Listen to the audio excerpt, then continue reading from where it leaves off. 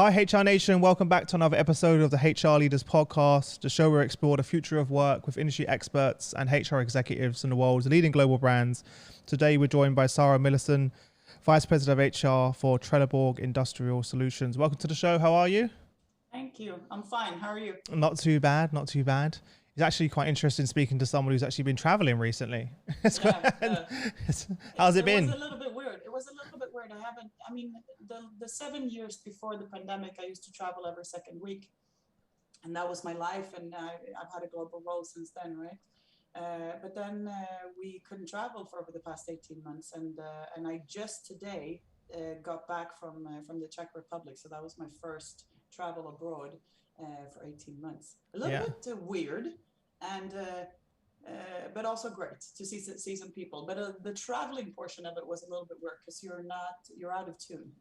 I bet. Did you miss it though? Like, what was your experience of like the last year and a half? The first 2 weeks when we also had to work from home, I thought I was going to murder somebody in my own family. I think we all experienced that. We're not used to me being home. I mean, it's just really weird. That's been the schedule of our lives for me, my husband, and our 2 kids, right? So they're not used to me being home that much. So the first 2 weeks was awful.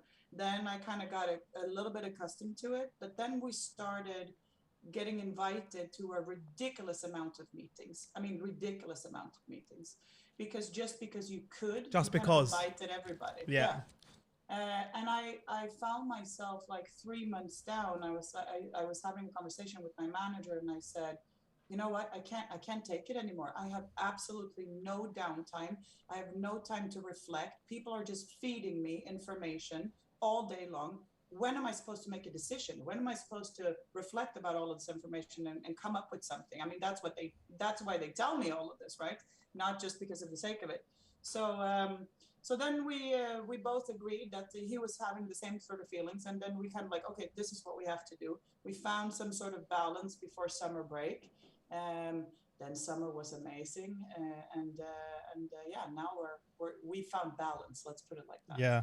We all went through that right early on because all of a sudden our routines were just thrown out the window, and we had to completely start from scratch. Yeah, and it was really, really interesting to talk to people from all over the globe, right? Because especially if you had kids, because some of the countries closed the schools, even for the youngest kids, right? Same for me. I had my daughter at home. Wow. Kudos to you, man. Two-year-old daughter running around. It was tough. That's tough. That's really tough. Yeah, you can't. You as a 2-year-old, you can't just say go over there and play and no. They do what they want at that age. They're just absolutely. Then on the other hand, I also think it's really cool that I've now heard somebody speak in a baby voice to their child in literally all language there is. So whatever that's cool. Having, all of a sudden you just said like, hang on. And I had no idea what they were saying. That's so true. Yeah. It was kind of cool as well. Yeah. How did this like in terms of you as a mother, how did that time with the kids, did that change perspective for any of you in a way? You know, that spend more time together. Obviously there's parts where you get frustrated, you want to kill each other, but outside of that. Yeah, so I live in Sweden, right? So the schools for the youngest kids have remained open throughout the pandemic. So my little one has been in school every day. But then after school programs, he didn't really attend. So he came home around 2:00. And then my teenager did remote classes. But like I said, I mean, the biggest difference for me has been that I was traveling every second week. I had no clue about what happened any regular Tuesday in my house. So when my kids started asking me questions like, okay, when's soccer practice? What do I have to bring for lunch? What's going on here? I said, I don't know, you have to ask your dad, right? So it took us a while to kind of find a new family balance. Yeah. Now, I absolutely feel that I will never go back to travel every second week. It's really neat to be here when my youngest one comes home from school. I get to spend like 10-15 minutes with him before he does whatever he needs to do, and I continue to work and just talk about his day. I'm here for dinner every night. It's awesome, actually. So it's and this has taken a huge toll also on the kids. and not just my children, I mean every kids all over the world, because their entire routine and their entire life also got thrown upside down. And it's been actually really nice to be able to be there for them as well. Mm-hmm. We were also lucky enough, both me and my husband, that our jobs, our individual jobs, were not affected by the pandemic.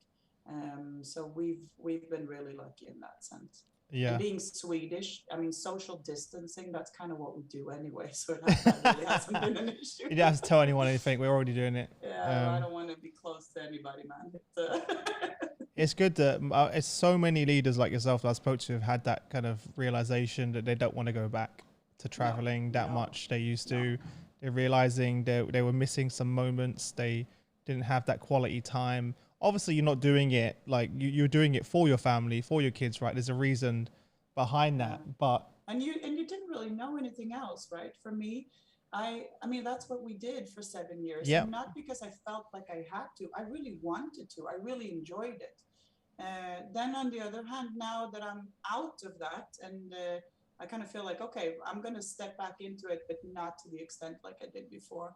We've also been really clear with our entire business that we expect that 50% of the business travels will actually disappear. So no more than 50% of what you did pre-pandemic will we kind of allow as from a cost perspective as well, but also from an efficiency perspective. There's a lot of downtime or wasted time, let's put it like that, when you travel. I mean, it's great when you meet the people, but there's a lot of time around that where you think of all the hours it takes. Yeah, you know? So much time, man, that goes in between it. I can imagine. Yeah. What was it like seeing your employees for the first time in nearly 2 years? It was amazing. It was amazing, and I got to hug them as well, not only to see them, across the screen.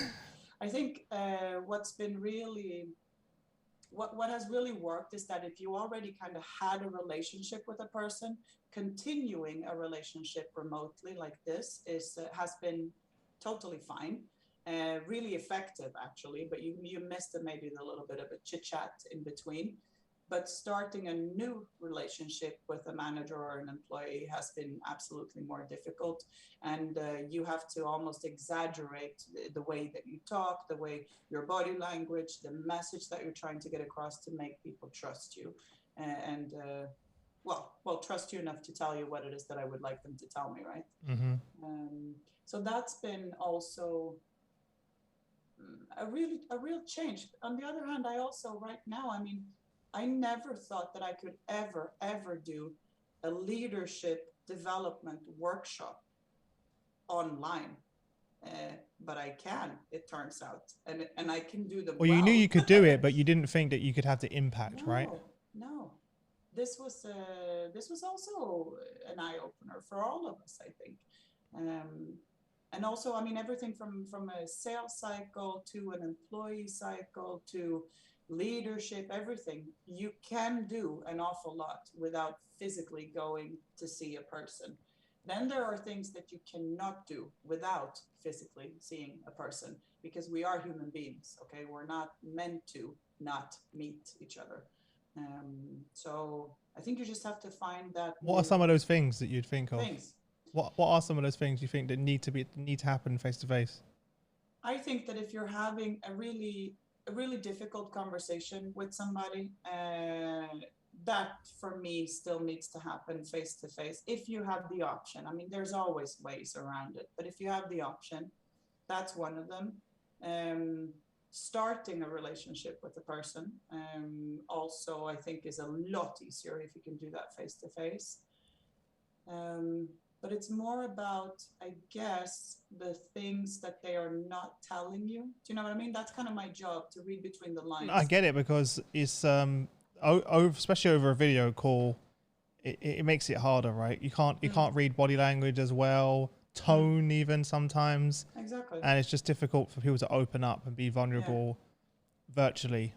It's easy to just kind of disconnect. Then on the other hand, I've also heard from some of my more introvert colleagues that they actually think it's great, because now in a video meeting, they're not as nervous to express themselves.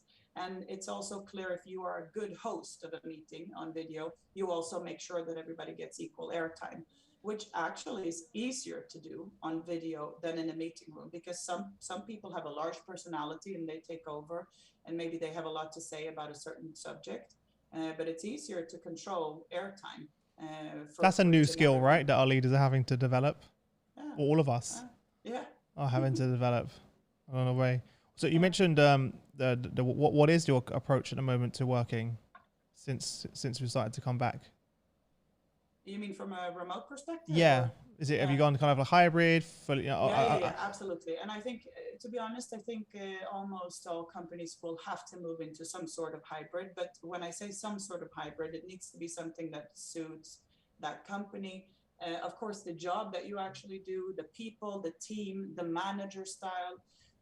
So we've been really clear with our part of the business that I don't believe in making a central decision for remote working, because I really believe that that is up to the manager, the individual, and the team. Because there are so many factors that depend, that makes go, yeah, if and but, and if and but type of thing. You can't make a one size, like otherwise No. you're going back to a one size fits all model again. And you, or, you know, doing personas, but then personas don't, you'll have to have a million personas.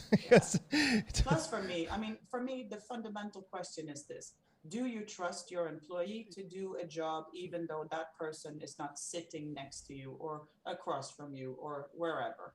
And if if your answer is no, then you're probably in the wrong employee-employer relationship, and something else is going on than remote working. So for me, it's about maybe setting down some clarifications from a team perspective, right? So if, let's pretend you and me and 5 other people are working together, and we might have different how do you say that in English? Like I would prefer like different things, and each of us would prefer different things. But from a team perspective, it might be wise for us to meet once a week to do creative meetings, and then all of us then go, do our thing, and then we meet again for a creative meeting. Maybe that's what suits you and your team and the individuals. I've also had colleagues who, particularly young professionals who might be, let's say in their early 30s, late 20s, living with another young professional, not having children yet, both of them working from home, but maybe living in a 1-bedroom apartment. Where are they going to sit physically? And is one of them going to work from bed and one of them from a sofa? And how do you make sure that that's okay for everybody? So a lot of the people that I've been working with had also said that I actually want to be in the office, Sarah. So what we did, when it was obviously when it was the worst time of the period, then nobody could come into the office, right? But when it slowly opened up, we said that about 40% of the population at any given time could be in the office. And then we appointed slots for everybody. So everybody just logged on a really neat Excel sheet and said, I'm going to be there, I'm not going to be there, I'm going to be there, I'm not going to be there. And I gave away a lot of my slots to that type of individual, because I happen to have a house that I can work from with just one teenager from home. And that suits me fine, right? So I really believe in the fact that you have to tailor this to the individual, to the extent that it's possible, and also working for the job that they're doing and the team.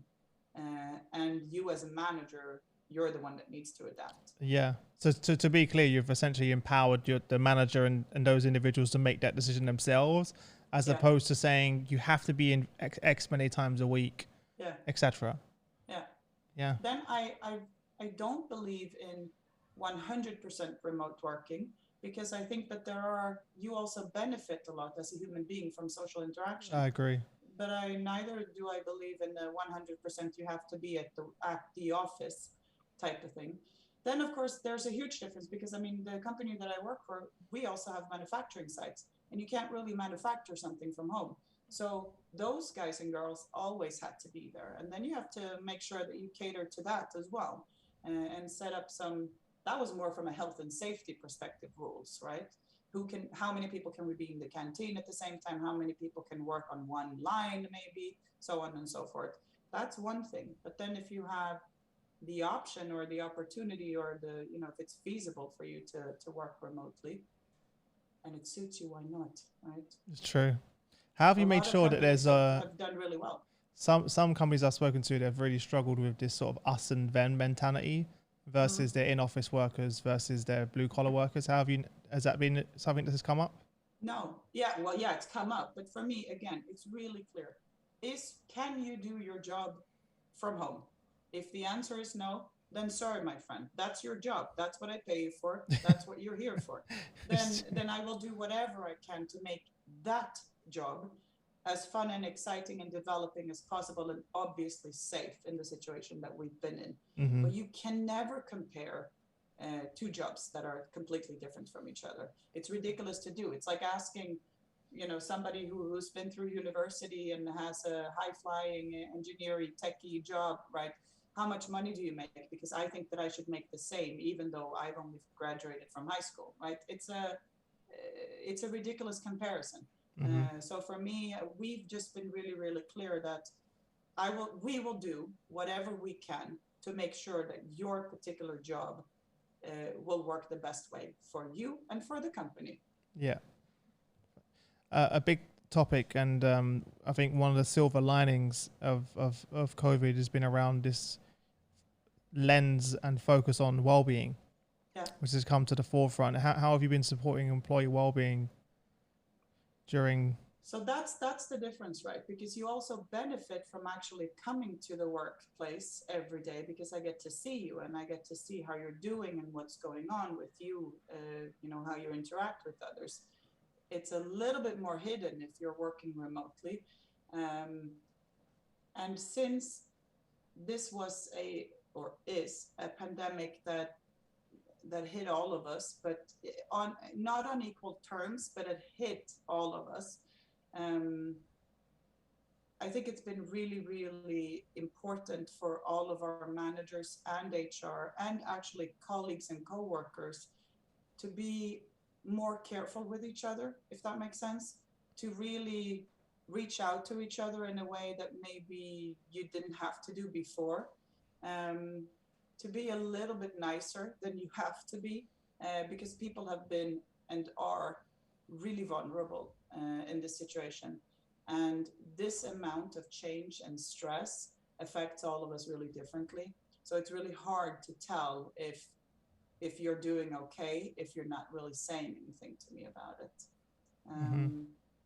So what we have done concretely is that we, from an HR perspective, have coached all of our managers in remote working leadership styles, let's put it like that. But basically, what signals do you need to pick up? Okay, what questions do you need to ask your employees and your team?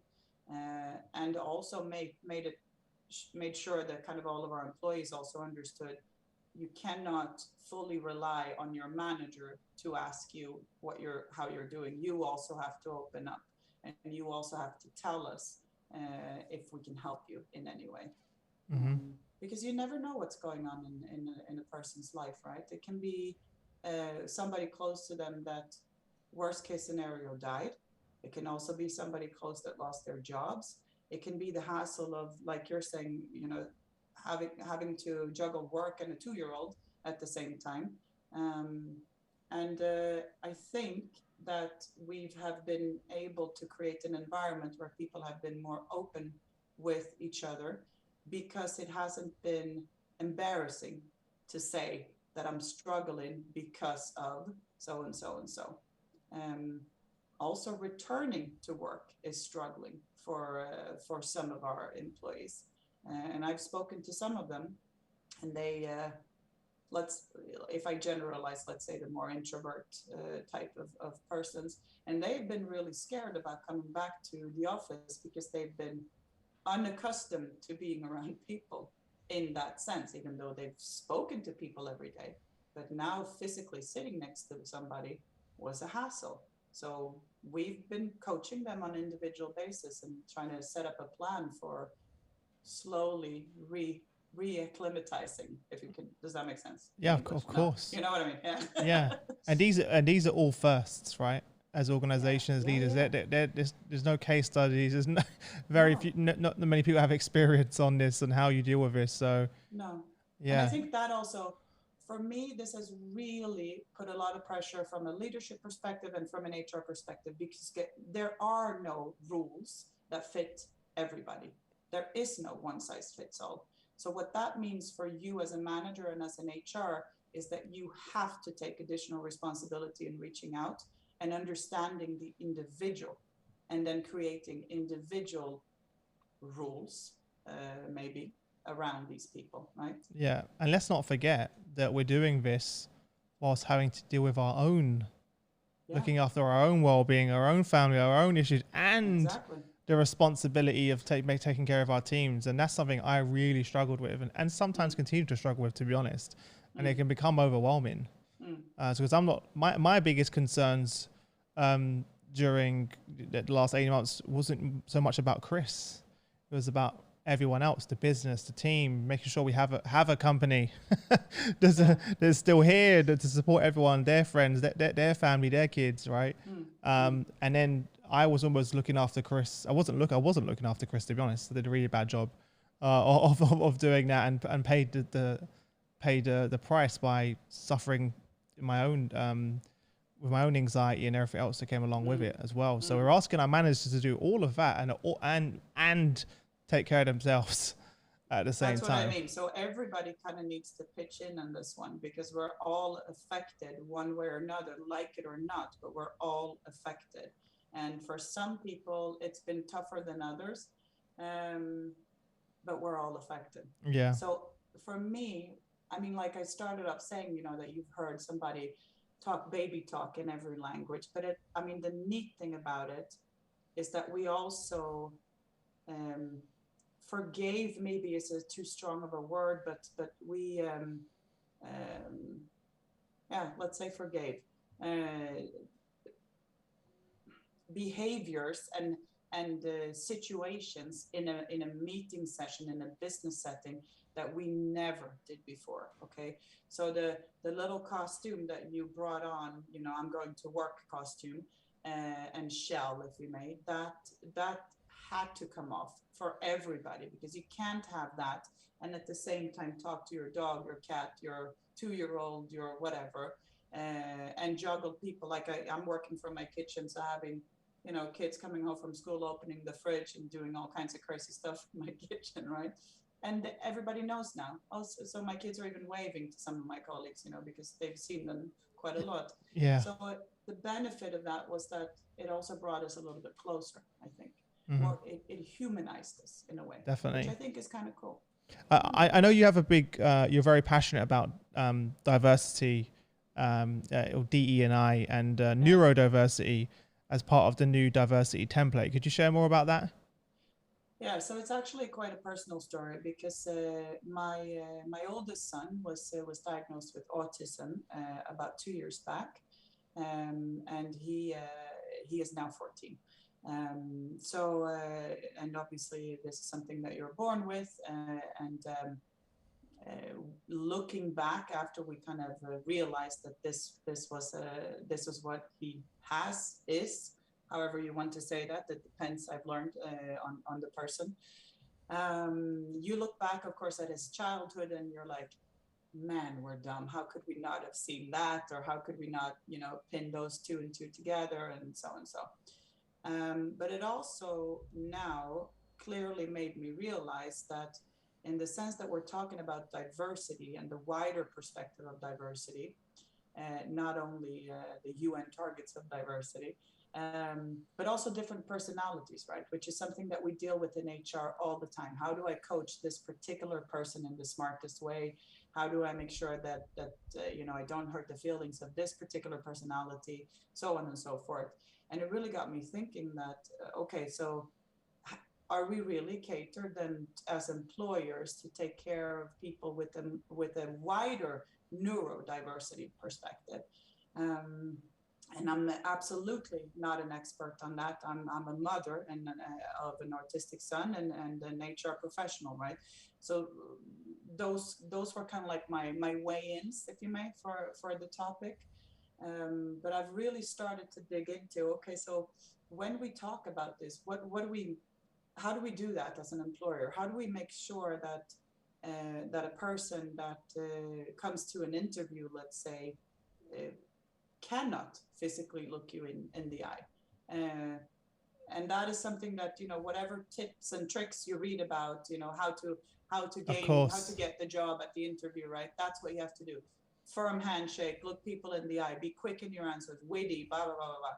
That's impossible for my son, at least, to do that. It's physically impossible.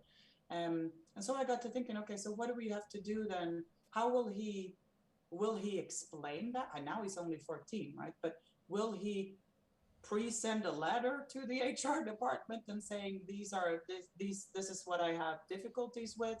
Will there be enough people in the working place that actually understand that, right? And actually think that that's okay, and that also cater for it. And I mean, the vast majority of the let's say autistic characters that you see on TV shows or movies, they're also like super smart with photographic memories and so on, and some sort of savant. That's the perception, syndrome, right? Yeah. But that's obviously not always the case, or very, very rarely the case for people with autism. And so I've just I've really started thinking about that and what we can do and how we can open up about it. And obviously, as you can hear, I'm quite open about it. And I really think that the pandemic, in the sense, has opened up a floodgate where it is okay to talk about your mental health in a way that it wasn't before. And I kind of want to ride that wave, if that makes sense, and put in then an extra push for neurodiversity also in the workplace, because I really feel that could be a good time to do that now. So I'm very much in the beginning of my learning curve here on that one. Well, there's definitely some, cool. There's so many people I want to connect with you now around it. Yeah, because it's only a couple of years ago did I first started hearing people speak about neurodiversity. And I remember at the time kind of almost being ashamed that I didn't know what it was. And considering I do this show and you'd think I would know what that is, right? And someone reached out and said, oh, well, Chris, I noticed you've never had anyone on the show to talk about neurodiversity. And I was like, what's neurodiversity? And then as soon as I looked into it, I was like, oh, wow. I was like, how is this not something this is being spoken about in every workplace? So we've definitely had quite a few guests come on and talk about that. And it's funny because a lot of the guests actually are mums, are dads, like yourself. And that's kind of led them down that route, which makes sense as well. And it kind of made me look back at my previous careers and kind of noticed a number of employees that were probably on the spectrum that I had no idea. So, for example, when I worked in sales, there was a guy called Cameron. If you're listening to this, Cameron, hi, how are you? And he was the most successful salesperson in the company globally. You could never beat him. There was like a joke in the company where it's like every month we had those sort of sales awards, and he would never be at the awards because he was on the phone selling. Wow. Literally, right? So it was a joke, right? The whole company's CEO comes, and you do all the awards. We get around to the sales award, and he would still be downstairs on the phone, right? And it was just like, oh, here we go again. Or he would come in, he would grab it, walk off, go back downstairs onto the phone. Yeah. Gee, thanks, bye. Yeah. But Cameron, if you think of a traditional salesperson, was anything but. He never spoke a word to anyone. He was very quiet. Actually, when you did have a conversation, actually and that clicked with me when you just said it. He would never look into your eyes. He'd always look away and talk to you that way. And he really struggled to just really kind of fit into the sales environment, right? The traditional sales environment. And again, if you were hiring a salesperson, you would think he'd be the furthest from what you're looking for. However, his product knowledge, his understanding of the markets he was selling into, he memorized every single switchboard phone number of all of our clients. And And he was unbelievable. So you'd be like, oh, he worked in our pharmaceutical division, and you'd say, oh, I'm trying to get hold of someone at GSK. He'd be like, this is the person, here's a job title, this is the phone number, speak to Jenny, he's his PA. Yeah. Right, like, you were like, That's what? just awesome. And you're That's like, what? awesome. How do you know that? And yeah, he was just incredible. Like, and he was so misunderstood. None of us really knew how to communicate with him. It took me, I'm not even exaggerating, I was there for nearly 10 years. It took me about 3 years to build a relationship with him. And it probably took me that long because I didn't know how to how to approach it. And most people wouldn't talk to him at all. No. Because they just didn't understand how to do it. But and it makes you feel a little bit awkward because the social cues that you and I are accustomed to, they're off. Okay, they are off. And but once you kind of can see past that, you get to the most beautiful Cameron, right? I mean, that's just awesome. And once you got to know him, he was a lovely guy, and he would talk to me, and he obviously, I had an amazing relationship with him at the end. He was such a nice guy. And I was like, wow, how has it took me 3 years to be sitting here talking to you like this? So I felt really bad at the time as well. I was like, and you can imagine the little keyhole that you have to get through to actually get the job, right? And all of the things that have to be in a certain way, let's put it like that, for you to actually get a job. That's one thing, right? So that's one part of where I feel like we absolutely have to start talking about it more. Then also, once you have the Camerons or my son in the office, okay, then when we talk about diversity and inclusion, trainings, e-learnings, whatever, we also have to start including this. Okay, so if you have a person that does so and so and so, handle it like this, or speak to that person like that, this exact same way as we talk about different personalities, different religious holidays, food. Should be common language, right? It needs to be a common language. And I really feel like, okay, we're ready for that now, because we are talking about mental health and vulnerability and behaviors, right? In a way that more openly than what we did before, I think. Yeah, and also the same way we're rethinking how work is done. This needs to come into those people, if they don't want to be in the office, now there is an option. Whereas before they had no choice, like Cameron, to sit on a busy sales floor, and he'd always sit the furthest away from everyone. So he had a corner. Literally, there was a corner where that's Cameron over there in the corner. We're all here. He's over there. And I didn't understand it either. Like, he just was overwhelmed by the crazy sales floor which it was crazy environment. So I can only imagine. It must have been really tough. He was there for like 15 years, and he never wanted to be a manager. He was like, just leave me alone. Like, I just want to let me do my thing. And again, no one understood that. Why is Cameron? Why does he not want a team? Why does he not want to manage? He could be? And I remember people say, "Oh, Cameron could have been one of the top VPs by now," which is probably true. And also, which was frustrating, actually, there wasn't a career path for people like Cameron. So he just stayed in that position as a sales executive. His compensation didn't change. And he'd been there longer than some of our senior VPs, and actually added a lot more value in many ways, because he understood our market, our customer, but they never bothered tapping into that, creating a career route that doesn't depend on you managing teams and the traditional ladder. So there's so many missed opportunities. That's really interesting what you're saying as well. We have a graduate program at Trelleborg where I work for some of our younger talents. And I gave a lecture speech to them yesterday about career paths. Okay, so what can that mean? What is a career path? And it's not just your traditional hierarchical structure, right? Like what we said before.